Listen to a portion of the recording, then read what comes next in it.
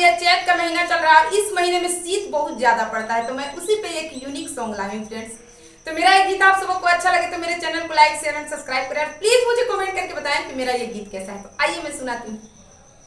भोरवा में पड़ल फुहरवा हे बालम,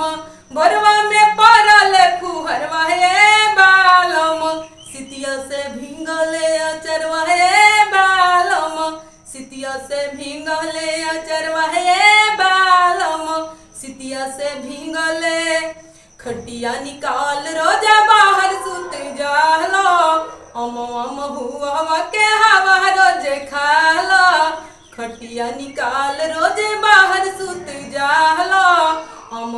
हुआ के हवा रोजे खालो, दुख लगे हमरो कपरवा हे बालम, दुख लगे हमरो कपरवा हे बालम, सितिया से भींगले अचरवा हे बालम, सितिया से भींगले अचरवा हे बालम, सितिया से भींगले कहिला कि सैया एगो ऐसी लगवा दो,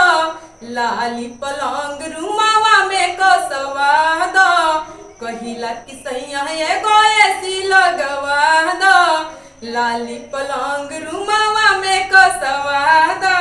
सुत नहीं पड़ी बहरवा हे बालम, सुत नहीं पड़ी बहरवा हे बालम, सितिया से भींगले अचरवा हे बालम, सितिया से भींगले अचरवा हे बालम, भोरवा में पड़ल फुहरवा हे बालम, भोरवा में पड़ल फुहरवा हे बालम, सितिया से भींगले अचरवा हे बालम, सितिया से भींगले अचरवा हे बालम। फ्रेंड्स, मेरा तबीयत खराब है, ये गर्मी निकल गया है सब मुंह में, का करे बुखार लगल है, फिर भी आप लोगों को सुना रही हूँ सॉन्ग।